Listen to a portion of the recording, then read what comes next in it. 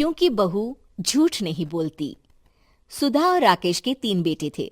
शादी के बाद तीनों माँ बाप से दूर रहते और सिर्फ त्योहारों में आते। माँ जी, पिताजी, अगली बार आप लोग हमारे घर आइएगा। अरे नहीं बहू, सब यही आ जाते हैं तो घर खिला खिला लगता है। हाँ बहू, तू हमेशा बुलाती है तो जरूर आएंगे तेरे पास भी। हाँ हाँ, दीदी का घर बड़ा जो है, सब कुछ आपने शादी के बाद दीदी को ही तो दे दिया था। हमें भी दिया होता तो हम भी बड़ा घर लेते। क्यों सुनील? अरे नहीं नहीं, पापा ने सबको एक बराबर ही दिया है। छोटी बहू, क्या चाहिए तुम्हें, बोलो। वो आपके सोने की चेन वाली घड़ी है ना, वो अगर आप मुझे।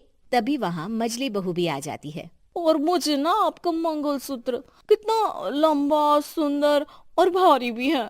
अरे हाँ हाँ, तुम दोनों को ही दूंगी बहू, चिंता ना करो।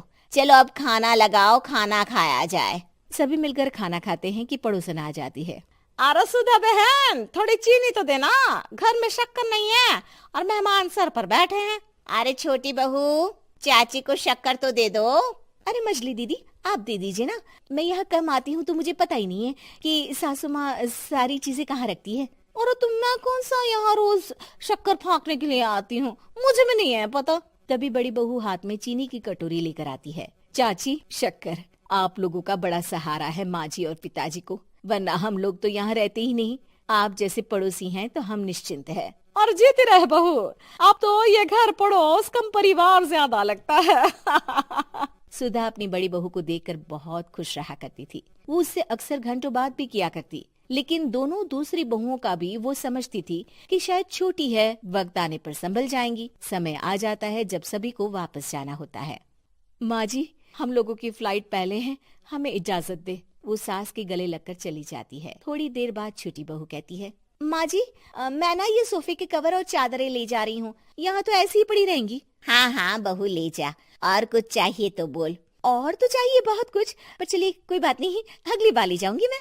ऐसे ही मंजली बहू भी घर का बहुत सारा सामान ले जाती है। सभी के जाने के बाद सुधा राकेश से कहती है, घर कितना सूना लग रहा है ना। हाँ, और खाली भी। तुम्हारी दोनों बहुएं सब बटोर गई।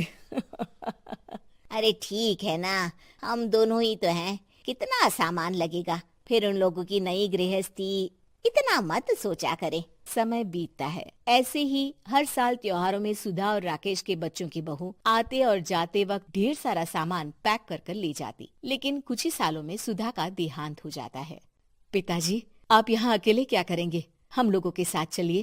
अरे नहीं नहीं बहू, इस घर में सुधा की यादें हैं, मैं उसे नहीं छोड़ सकता हूँ। अब तुम लोगों की माँ नहीं रही। देख लो, वैसे तो मैंने उसके जीते जी सब कुछ दे दिया है, लेकिन कुछ उसका पर्सनल कीमती सामान था जो ये है, ले लो। सामान में होती है एक घड़ी और एक मंगलसूत्र। माँ जी ने कहा था कि वो ये घड़ी मुझे देंगी। हाँ हाँ, पिताजी, माँ ने सबके सामने ये घड़ी सरिता को देने के लिए कहा था। उठा लो सरिता माँ की घड़ी। अब क्या था, छोटी बहू फट से घड़ी उठा लेती है। और पिताजी, ये मंगलसूत्र तो माँ ने मुझे ही देने को कहा था, याद है ना? वो सभी की ओर इशारा करती है। तू भी ले ले ये हार बेटा, कोई बात नहीं। मंजली फटाक से हार उठा लेती है। ससुर बड़ी बहू की तरफ देखते हैं। तुझे क्या दूं बेटा?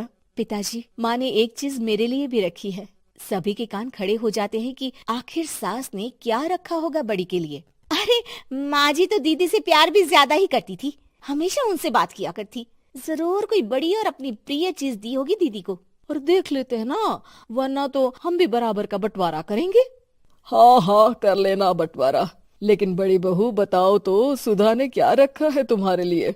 अभी तो हम लोग यही हैं पापा जी, जब जाने लगेंगे तो बता दूंगी। बड़ी बहू के मुंह से ये बात सुनकर बाकी 2 बहुएं सोचने लगती हैं कि आखिर क्या है जो दीदी को सासू माँ देकर गई हैं। दीदी, ऐसा तो नहीं ना कि पूरे घर का आधा हिस्सा माँ बड़ी भाभी को देकर गई हो? तभी वहाँ ससुर आ जाते हैं। नहीं नहीं, ऐसा कुछ नहीं है। मकान तो तुम तीनों का बराबर से है। देखो, बड़ी बहू से तुम्हारी सास ज्यादा जुड़ी थी, न जाने क्यों घंटों बात किया करती थी। पता नहीं क्या देकर गई है उसे। और ससुर जी, आपको क्या पता, चालाकी से पूरे घर के पेपर में साइन करवा लिए हो, या फिर कोई छुपा गहना।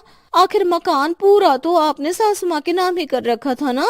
अब घर में ये सस्पेंस बन जाता है कि आखिर बड़ी बहू क्या लेकर जाएगी। फिर वो दिन भी आ जाता है जब बड़ी बहू के जाने का समय हो जाता है।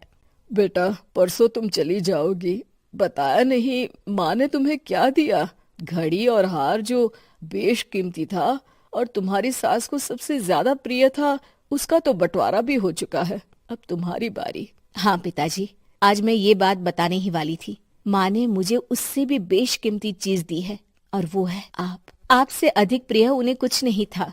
माँ चाहती थी कि आप मेरे साथ रहें। चलिए पिताजी। बेटा, मेरे पास तो कोई पेंशन भी नहीं है और ना ही कोई प्रॉपर्टी। लेकिन आपके पास संस्कार है पिताजी, जो मेरे बच्चे आपसे लेंगे, तो आपको ले जाने पर स्वार्थ ही है मेरा। चलिए ना पापा। सभी के सामने पिताजी बड़ी बहू और बेटे के साथ उनके घर चले जाते हैं।